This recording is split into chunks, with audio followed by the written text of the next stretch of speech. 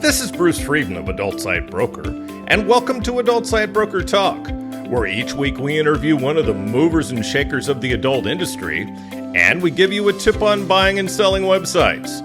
This week we'll be speaking with Roger T. Pipe of Raj Reviews.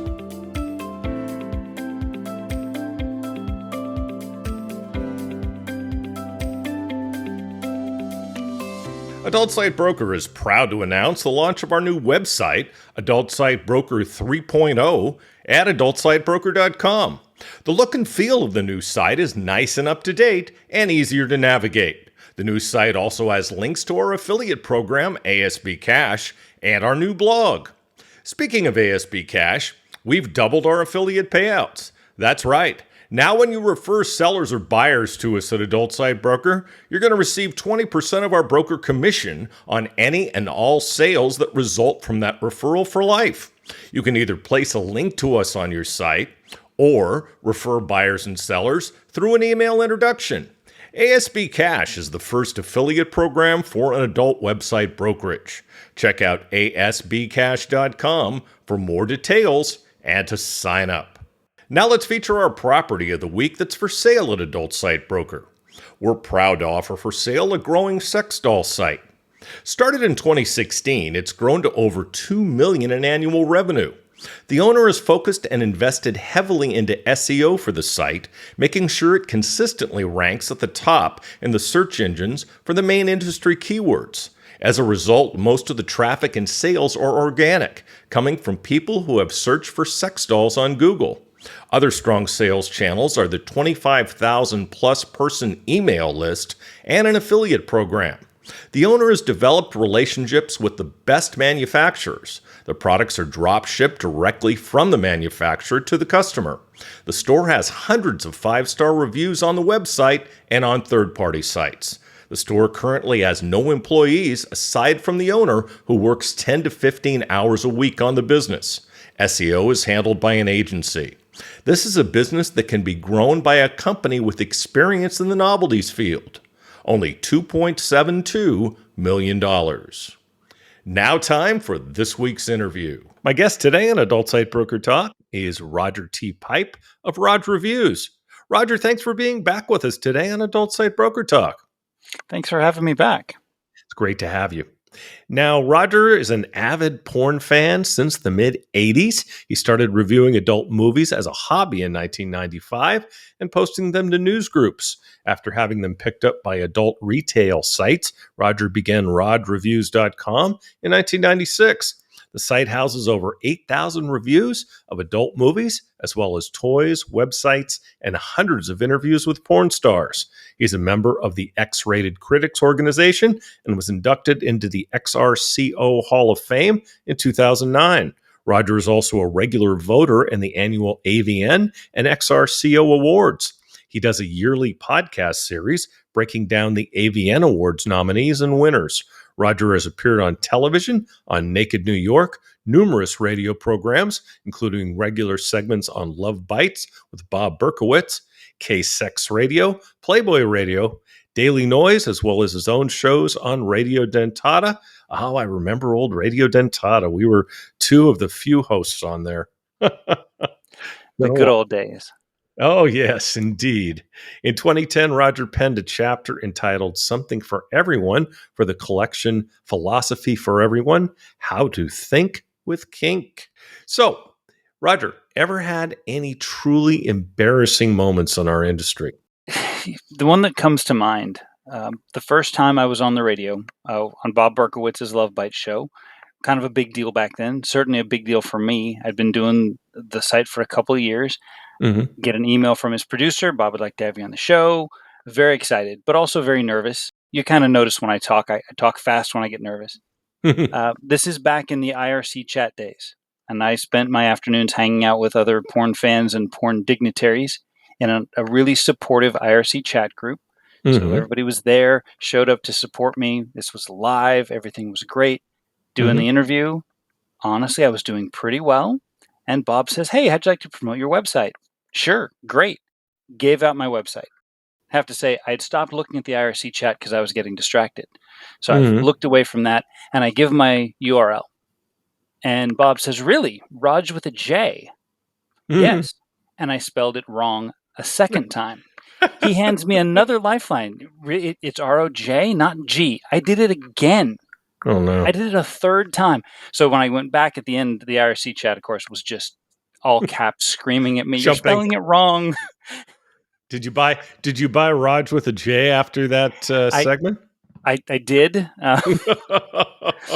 And of course, I was mortified. But the good news is, 5 minutes after the show, Bob called and said, "It went well. We want to have you on regularly." He did Nice. say, "But you probably should get your URL right next time." So I'm sure that I, was a good joke the next time you went on.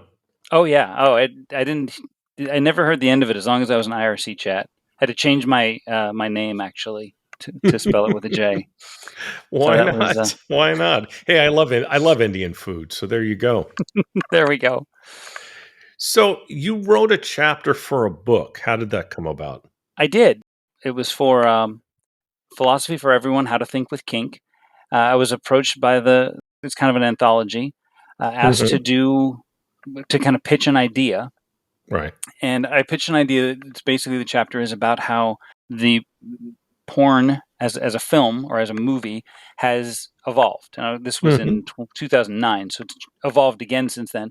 But Okay. basically, how it went from a film that had to appeal to 100% of the audience because there were only a couple hundred distribution points Right. throughout the United States, right? You had to go to a theater to see the movie, and Right. how home VHS completely changed the game. So you went from a couple hundred to a few million distribution points. Right. And then how the internet changed it even more. And along with the technology, how the product changed from a movie that Sure. has to appeal to everyone Mhm.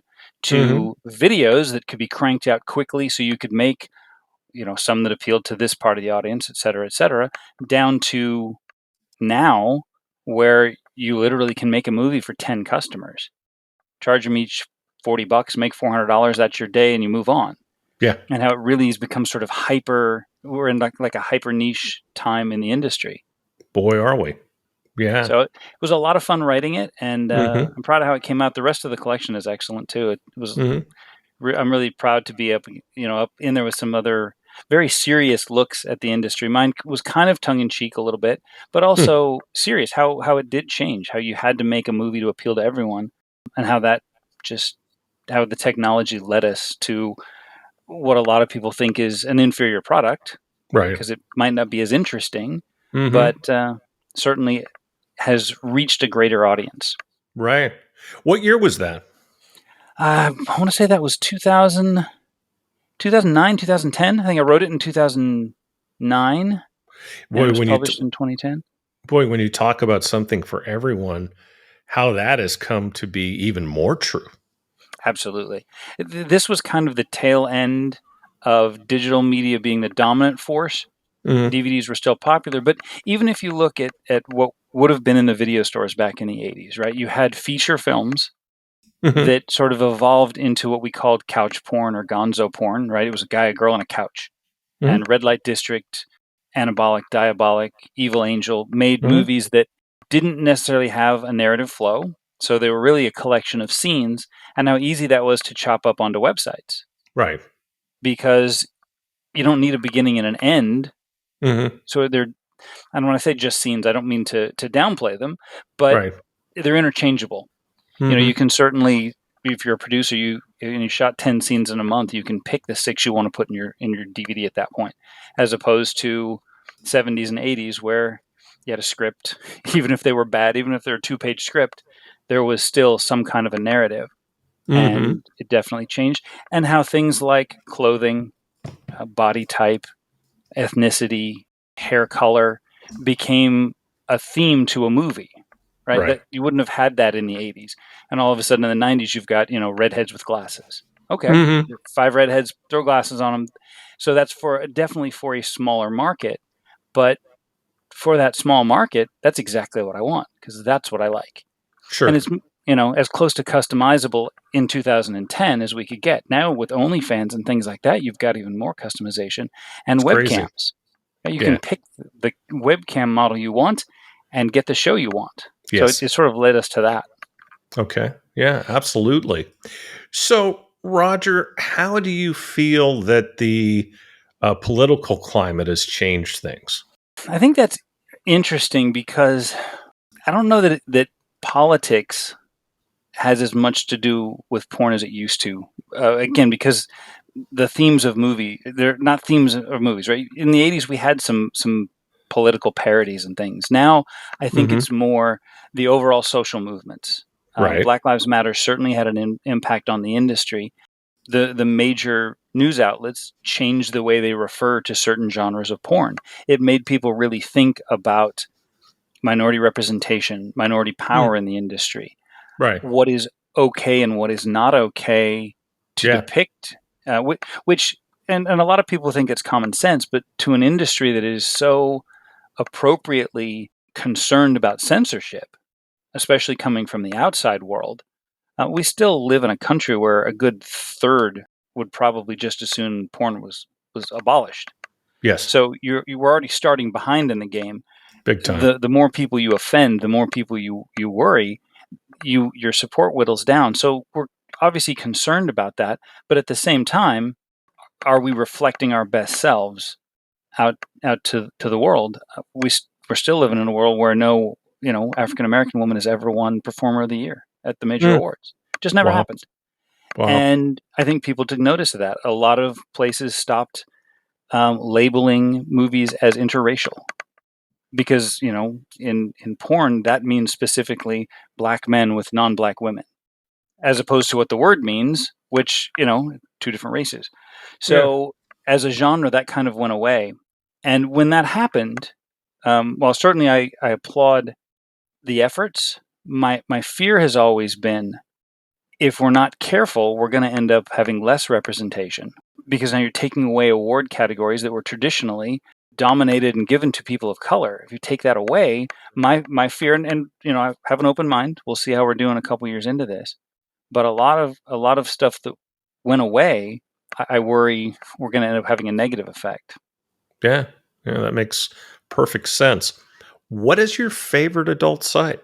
My favorite site is IAFD, Internet Okay. Adult Film Database, just Hmm. because everything that's ever been put on VHS or DVD is there. Hmm. And it's not a porn site, but I use it daily Okay. to look up scene pairings, to look up, I'm still getting movies with people I don't know. I can find who they are, their bio, lots of reviews. Hmm. I read lots of those. So that's my favorite site. When it comes to sites to watch, there's lots of interesting ones. I think most of the big production studios from the last 20 years, Evil Angel, Jules Jordan, Hmm. um, have created really great sites. Now, it helps that they Yeah. have outstanding material, but they've also evolved and have great technical sites. They're easy to use, lots of options. I like those. I really like, and a lot of the same kind of stuff I like in DVD, right? Um, Sure. Deeper, Vixen. Hmm. Um, they're just so beautifully shot Yeah. that it ends up making for a really pleasant viewing experience. Whether and I still watch DVDs, but I watch them on my computer screen, so there's less of a difference now. Right, when I used to watch on a 60-inch screen, the difference in quality, even the best quality, didn't look great on that screen. Now with high definition screens, you really see the companies that put forth good effort. So I like Yeah. those. So you vote in the AVN and XRCO awards. What's that like? It's a lot of work. Hmm. And let me just say this, especially for AVN, I vote in the final phase. The AVN Hmm. editorial staff goes through everything that's out there for a year, and they whittle it down to 120 or so categories, 500 or so nominees, which is a huge amount of work. Yeah. But getting it from the whole to that list, I think it must be 2 or 3 times as difficult. But then to Sure. get to that like 4 week period we have between the nominees and when voting is due, it's a lot. There are times when I have 4 screens going at once. I try to rewatch even stuff that I've seen. I just to keep it refreshed in my memory. So it is a lot of work. It used to be drive up to their offices and pull from shelves and literally a whole truckload full of DVDs.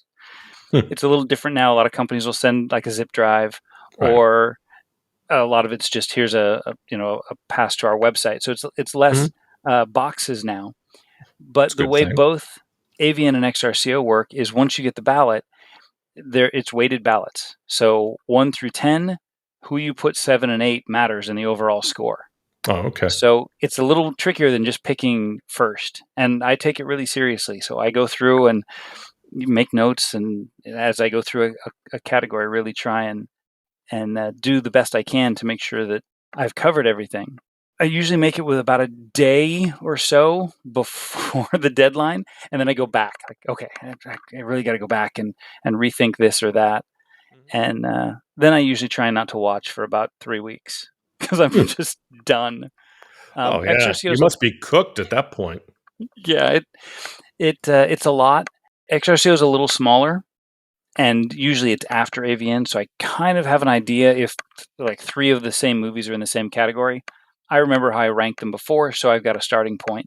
It means a lot to me. It always did when I was independent for 15 years before I got asked to do it. Only the best got to vote in these awards. Yes, And so when I was asked to do it, it was a big honor, and I've treated it very seriously. I I can do, tell. the podcast, and I have fun with it. I Yeah. really do. It's one of the things that I get inspired to start a podcast series like this one where I actually talk to other people instead of myself. And what I want to do is I want to sit down with every adult critic I can find from the last 20 years and just hear their process and hear their thoughts on movies and how it's changed, because I find that really interesting. What makes, Yeah. especially now with the technology, almost everybody has the ability to shoot something that looks good. And so what makes product A so much better than product B? What is it? Is it artistic angles? Is it just a little more detail? Is it on-set personality that brings out the best in performers? There's a lot of little Mhm. things now that I kind of get caught up in, and I still kind of geek out over this a little bit. You talk about how porn has changed with the technology. Why don't you talk a little more about that? Well, the delivery system, first of all, has changed it dramatically. It's so much easier now for people to see it and view it in small bites. Yes. I would imagine a third to a half of porn is probably watched now on a phone, Yeah. where 10 years ago, that would have been impossible to think about. Even if you told me half of porn was watched on a computer 10 years ago, I still would have been skeptical. It was on TVs, and ever growing TVs. And now it's just that much smaller. And high speed internet, of course, drove a lot of that. Oh, yeah. Because I think we talked last time when we used to have to wait 30 minutes to download a song. Forget a video clip. It, but now you can live stream cam shows in high def. That kind of technology puts it in your living room, your bedroom, on your Mhm. phone, very private and intimate in a way that wasn't possible before. Right. And you know, I'm impressed by that. You've got websites now that work with interactive toys, Mhm. so that Yeah. I, I Tele Dildonics, right. right, which is just absolutely mind blowing. Mhm. When I started 26 years ago, which 26 years is a long time, but Mhm. probably most everybody listening is older than that. When I started, it was a Oh, I VHS oh, tape, I certainly am. right? So it was a VHS tape, and a stack of those took up a big portion of your closet. Yes. And now you can store how many terabytes of porn on something the size of a wallet. Yeah. So that's changed. The one-on-one, the social media, that sort of interaction, all that has drastically changed the industry and how people view it, Mhm. for the positive and for the negative. Yeah. Absolutely. So you talked about your annual AVN podcast. Why don't you get into a little bit of detail? Anybody who's sat through them, it's usually 14 to 16, 20 to 30-minute episodes, and I go through each and every category. We go over them. My thoughts. I have AVN's blessing to discuss the process, Mhm. to discuss my ballot. I usually don't say, "Here's who I voted for." I Yep. usually will look. Here's some people at the top of my ballot. I like it to be as interactive as possible, Mhm. and what usually ends up happening is as we go over each category. Then I upload the podcast. I get some user feedback, either commenting on what we talked about or questions about certain categories. We Hmm. go over the changes in categories because the categories change over time, right? We used to have a lot of Right. porn parody categories. Now those are gone Yes, because nobody makes them anymore. it's true. Um, and how drastically different. I still remember AVN when there was a best film and best video. So you Hmm. had, so you actually had a separate category for shot on film, Yeah. and now you've barely got 4 features to nominate in a year. Yeah. So it's changed. So that's the podcast. Like I said, I would like to incorporate other people, but right now it's really simple for me to strap on the headphones and just talk about it. And it's a lot of fun, and I'm usually wrong, just so everybody knows. I'm usually not way off. Usually someone in my top 5 wins, but there are Right. times when, and that's always interesting and humbling to me. I know that there's a lot of people I respect voting, a lot of people Yes. whose opinions I respect and whose values I think I share, and you just kind of want to go, "What? How did you guys miss it?" Or how did I miss it? Which one of us is off? Because I didn't have that person even in my top 5. Well, that's why you have a lot of good ears and eyes voting. That's true. It's not just mine. So it's a lot of fun. I like doing it. Like I said, I'd like to do a little more frequent podcasts. Hmm. There's certainly a lot You of should. issues going on in the industry, and Yeah. I haven't done interviews in a while because I don't really go to shows. Even before COVID, I'd kind of cut back on going to shows. Yes. But it's such a perfect opportunity to do an interview. Hmm. And this conversational style, this is how I used to interview people. Right. I didn't like just reading my 20 porn questions. I kind of wanted to go a little deeper. So maybe I'll start a good star interview podcast. That would be that would be excellent. I hope I've inspired you a little bit. So I gotta work on the voice. You blow me your out of the water voice with your your voice is fine. Don't thank you. don't even your voice is fine. I just happen to be a former sportscaster, and the voice is well trained. So don't have voice envy because you shouldn't. So how did COVID change porn? I think it was one of those things that pushed us towards a new kind of content, a smaller, more intimate content. I Hmm. think we were already going there with OnlyFans because True. hardworking performers didn't have to leave the house and go to sets. When sets were shut down, they had to stay at home, get more creative, Mhm. get more one-on-one time with their fans. And I think it's turned a lot of performers into entrepreneurs, Mhm. and it's made the ones who are already moving in that direction. It's just skyrocketed them. Yes. I mean, we've seen some COVID themed stuff, and it's mostly silly. But the fact of the matter is, for a year and a half when we were really shut down, you saw a lot of OnlyFans couples doing what they could do. And I think that attracted a certain audience. I definitely think people follow porn stars more now than they used to. And we talked in Sure. the last time about how I think the porn star has really faded a little bit compared to Mhm. the glory days of, Wicked and Vivid in those days. Mhm. But at the same time, the stars that people follow have, I think, a more ardent following who have more access to them. They don't have to go out and look on the video shelves for, if, I used to go out and look for a Ginger Lynn or a Candy Evans movie. Don't have to Mhm. do that anymore. I can Right. subscribe to Angela White's OnlyFans and I'm going to see everything she does. Right. So I think it changes the nature of being a fan and creates a more intimate relationship. And I think COVID forced that step. There weren't the same number of shoots as before, so it Yeah. forced people to sort of get on board the train that was already leaving the station. So And a lot of performers decided they didn't need production companies anymore.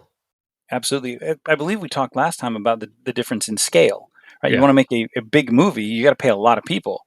You Right. want to put on some makeup and find your favorite toy. You don't have to make a whole lot of money back to make that a Right. profitable day. Right. You can do it on your phone. Yep, and that amazes me Yep. that and it looks good. It looks Yes. better than the stuff we saw in the '80s that were shot on film cameras. Hell yes. The iPhone's do an amazing job. I've seen some of the Apple commercials where they're showing movies supposedly get shot on an iPhone, and you absolutely can do that. It makes me wonder technologically what's next. Yeah, I'm ready. So, what do you think comes next in terms of content? I think we're going to continue to see smaller, more intimate productions. We've already Mhm. seen a lot of talent is doing content trades for each other's OnlyFans or Right. many videos channels or whatever it is. Mhm. Again, it keeps production costs down. If Yes. you're a female performer, you can get a top end male performer to come shoot a scene. You both get to sell it through your own channels. It's really performer ownership. And I think we're going to see more of that. I don't see Sure. how we can go back. I mean, I really don't, because obviously Mhm. physical media is dying out. Yeah. Much to my chagrin, I still buy DVDs and occasionally a CD. I know I'm 110 years old, but I do buy CDs. I haven't bought a DVD in years. I still buy mainstream Blu-rays. Not often, but I bought the Batman. Had to have Mm. that.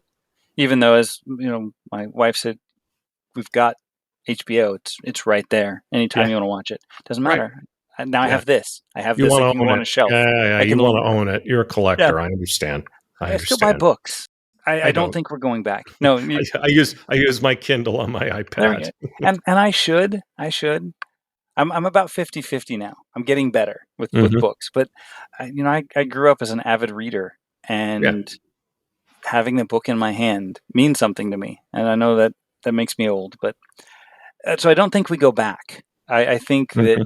obviously the OnlyFans business model, not to promote them necessarily, because I think somebody else will come along and fill that void, but that style Hmm. where even when 10 years after I started, the big thing was every performer had to have a website, right? Right. I don't think we discussed this last time, but I interviewed Jenna Hayes right before she got big. She'd just done a couple of Hmm. movies, and she's Right. from Orange County. And we went to Black Angus, and I interviewed her. And at the end of the interview, I said, "You need to go home and you need to get your website because somebody else will if you don't." Yes. And I waited 3 days; it was still available, and I bought it. And then I called her immediately and said, "I told you to buy it. I've got it. It's yours, but I wanted to make sure you got it." And it was 10 years before she actually took ownership Wow. from it. Wow. But had I not done that, somebody else would have bought it under her. That was Oh, the big sure. thing then. Now Right. nobody's got their own website. They buy the URL to go toward their Twitter account or an OnlyFans account. Right. So that's their version of a website, and it's a whole lot easier. You don't have to. And it's a hell of a lot more profitable. Absolutely. So I think that's where we're going. And I think we're going to continue to see more performers who never really get into the talent pool, right? Because Hmm. the industry used to be a group of people. And Right. famously back in the 70s and 80s, it was a small group of people. But then it was everybody that goes to AVN. And it's the agents and the directors and the stars. And now I think you're going to have people who, now I'm shooting my stuff in Chicago and that's all I do. Hmm. And I think it's, again, going to change the nature of what being a performer is. Absolutely. So, how has the job of a porn critic changed over the years? Oh, that's a great question because, I know because I asked it. of course, and that's something that I ask my fellow XRCO members every year when we get together and talk about different categories and what we're going to do for this show. What are we reviewing anymore? If Hmm. there comes a time in the next 2 years when nothing's released on DVD, because right now, oh, there, I just grabbed a DVD.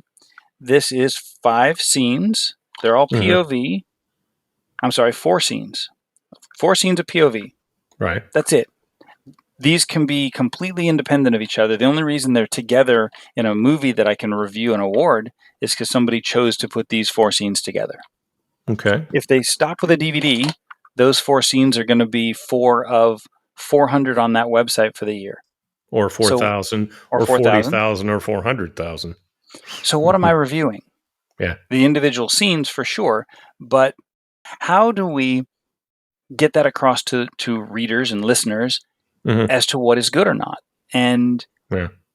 And I think as we It's hard. as we chop everything into smaller bite size, I think the critic becomes a little less important, Mm-hmm. because when I started, there was a 2.5 hour amount of time that you devoted to watching a movie, and Mm-hmm. beginning and end mattered, and how everything flowed mattered, and how they used the talent. Right? If you had a vivid movie and it had Ginger Lynn and she was in 3 scenes, that's good. If she was in two, that was less good if you liked her. Right. So I think that becomes difficult. I think reviewing lighting, acting, all of those things becomes more difficult as what's the acting? You got 3 lines Yeah. of dialogue. I think, but I think one of the biggest changes, and my fellow critics hate this, but let's be honest. People used to come to my site to save money, Yeah. because it cost you a rental fee or purchase fee if you were going to buy a movie. And I've got a lovely collection on an old hard drive somewhere of thank you emails. Thank you so much. I never would have found this gem had I not read your review. Or thank you very much. I'm glad I avoided seeing that. I would have wasted my money on it. Yeah. So in that way, not me, but adult critics were important gatekeepers of what was good and bad, whether you agreed with us or not. And Mm-hmm. and I firmly believe it doesn't matter if you agree with me or not. What Right. matters is you trust me. Because I Yeah. had plenty of readers who said, "Good, you hate it, I'm buying it."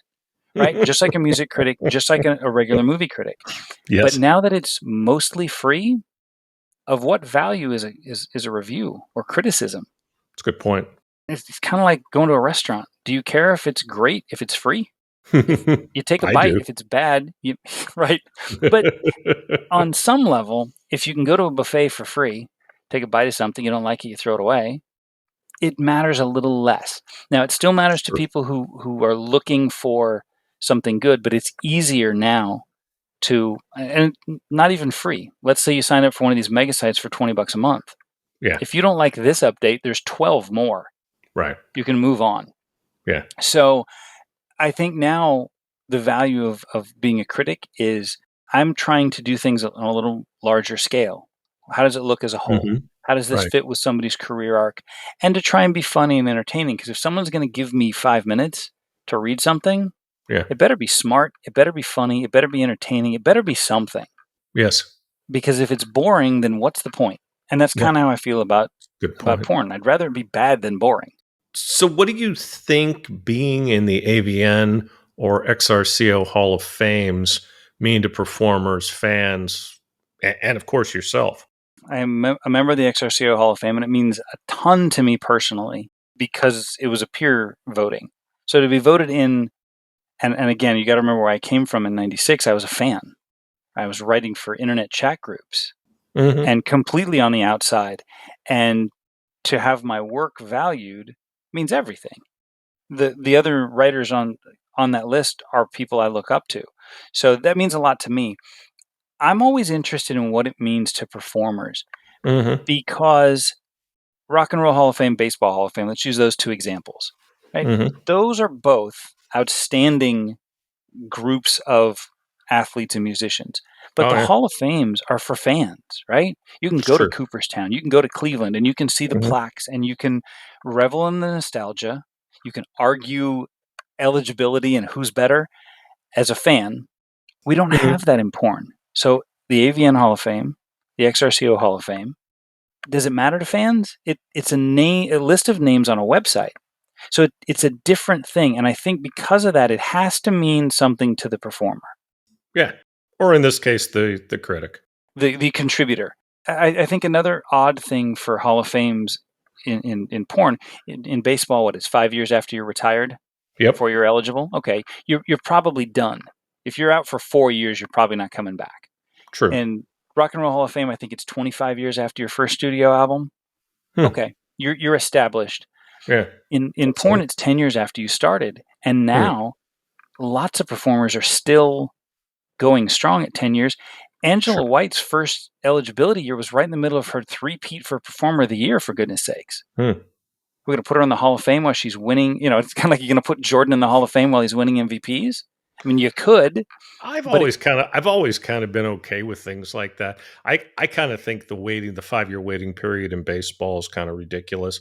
I'd say if somebody retires and they're clearly a Hall of Famer, whether they be Derek Jeter or whether they be, I'm sorry, Barry Bonds, he should be in, you put him in the Hall right away.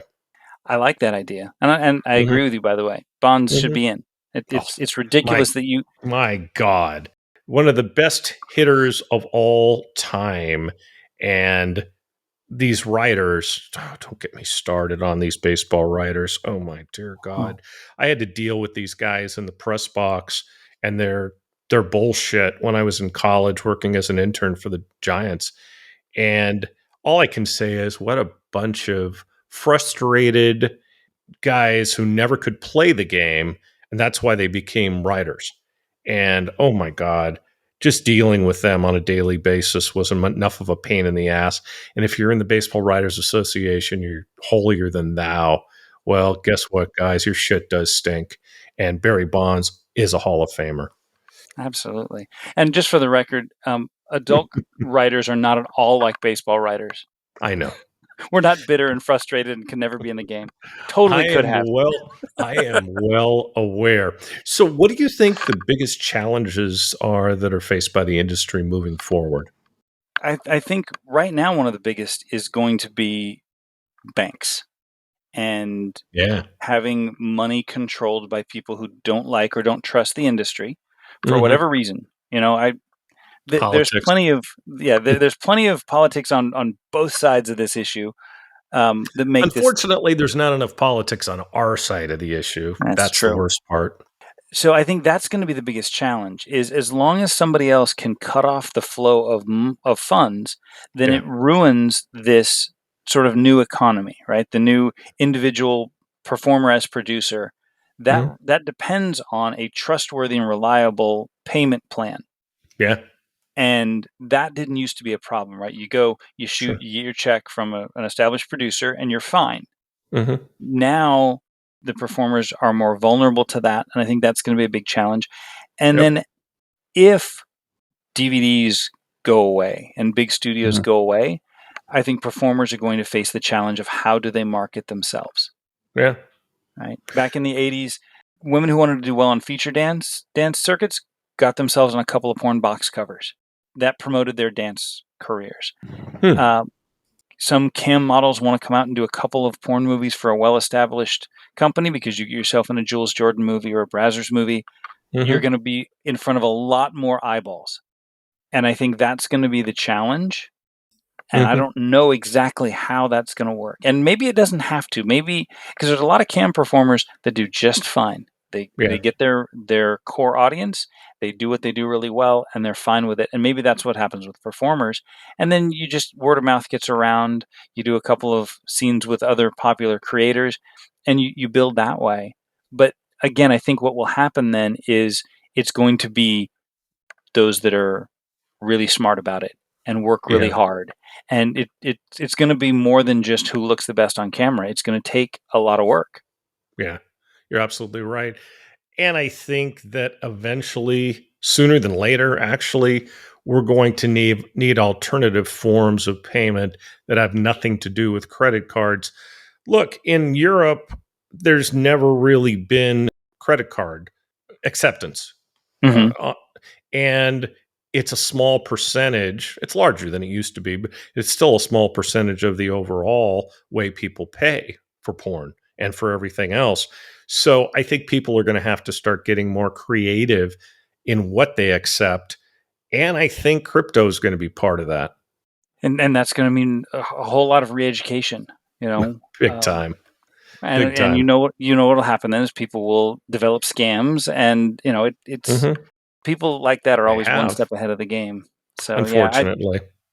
that's going to be, I think, the biggest challenge is Yeah. finding a good income source. Yes, absolutely.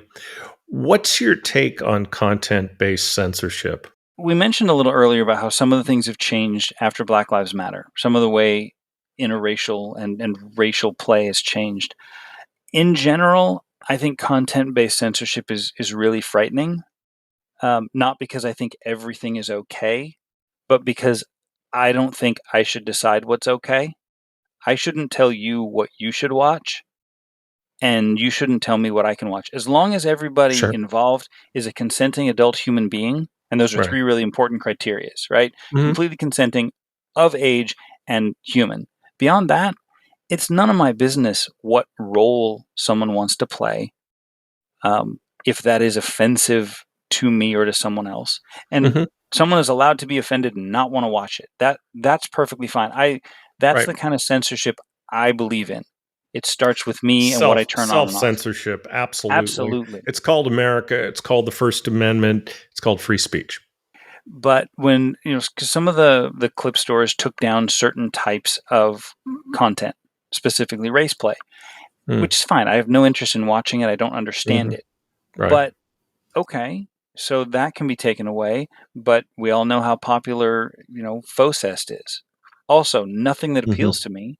I don't trust anybody to make the censorship decisions for me, and I don't Right. trust myself to make it for anybody else. And Hmm. I think we walk a scary line, because if you say, well, this is Really? offensive, Yeah. okay, For sure. this is offensive to you, but you know what? The prettiest, most romantic couples porn you could ever imagine in the last 30 years is offensive to that one third to one half of the country that finds Well, porn offensive. but you understand why those types of content are being taken down. It's being dictated by the banks. Right. Yeah. And if that's your money flow, these companies are too scared not to take it down. Yeah. And to me, and I don't usually like slippery slope arguments, but I think it applies here, Hmm. because if it offends 10% of the population, we have to take it down. Well, then what if it offends 5% of the population? Yeah. Or Yeah. it feels Everybody like, seems to be offended by something now. yeah, I just, censorship is what I do when I choose to watch something different. I just, I fear a little bit, because we do have so many legitimate attacks coming from outside that would Oh, yeah. take everything off the table. I used to find this when I was starting out. There was a big difference between Vivid and Wicked and Evil Angel and Max Hardcore. It's like, Mm. yeah, there is, but at the same time, there isn't, because the further back you get, we're all in this same bubble that people would be happy to squash. Yeah.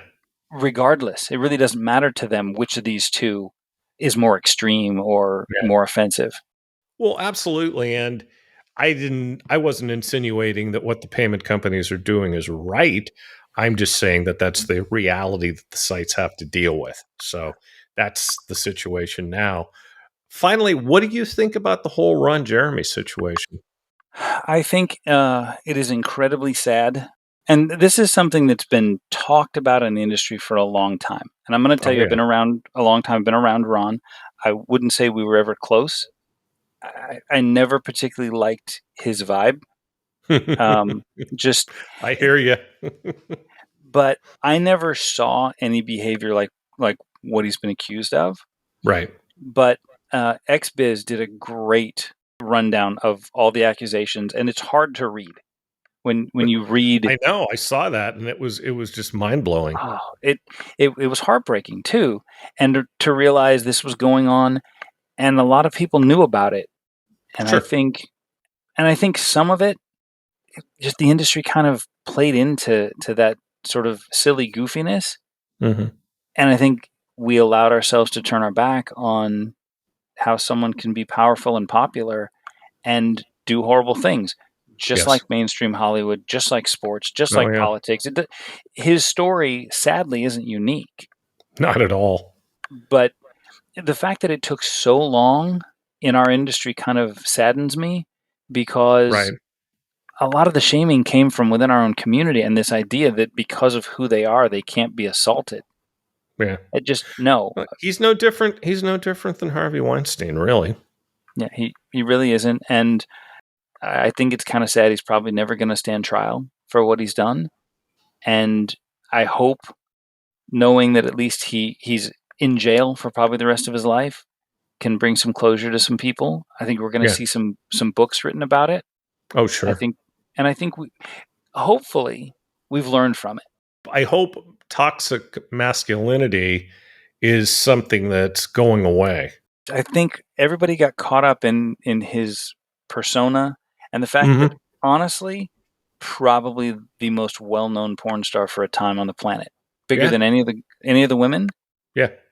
And part of that was goofing on himself and people goofing on him, but it didn't matter. There he is. He's in movies. He's in music videos. He's Yeah. hosting events, and he got away with it because that's who he was. And I'll tell you, like I said, I never really stayed very close because I didn't like his vibe. But I know a lot of people that I love and respect in this business who Hmm. swore by him. He's a great guy. He's a great guy. And, Yeah. and it was like, but this Hmm. and this, yeah, that's not true. Like, well, now almost everybody's had to come around and say, yeah, he's got some issues. Well, I think I that's an was understatement. my dear old mother used to say, "Where there's smoke, there's fire," and man, there's a forest fire around that guy. Well, Absolutely. hey Roger, I'd like to thank you for being back with us again today on Adult Site Broker Talk, and I hope we'll get a chance to do this again soon. Anytime. It's my pleasure. Thank you so much. My broker tip today is part 2 of what to do to make your site more valuable for when you decide to sell it later. Last week we talked about converting traffic and improving your user experience. Make a good offer. If you're selling something and the offer isn't good, you won't make money. It's plain and simple as that. And if your offer is to contact you or to get more information, then make the offer attractive and easy to understand. If you're selling something, make buying easy. Show them an easy way to buy and then leave. Help them by making suggestions on what to buy. Amazon.com is the best at this. They always have suggestions on what to buy based on your buying and browsing history. They use AI to do this. There are AI engines available these days at a modest cost. Look into this if you can. Don't clutter up your site with unnecessary items, buttons, and images. Keep it as simple as possible. The best and most successful sites are the simple ones, the ones that lead you to take the action you'd like them to take. It's not that hard. Just remember, when you're putting together any site, try to think through the buying process like a human being. Whatever you do, don't turn over that process to your designer. Don't just say, build me a website. What you'll get out the other end will not give you what it is you're looking for. Give them as much direction as possible and make it easy for them to build a site for you that makes your business succeed. We'll talk about this subject more next time. And next time we'll be speaking with Amy Marie Merrill of the Cupcake Girls. And that's it for this week's Adult Site Broker Talk. I'd once again like to thank my guest, Roger T. Pipe. We're going to take next week off for the holidays and be back again in 2023. Talk to you next time on Adult Site Broker Talk. I'm Bruce Friedman.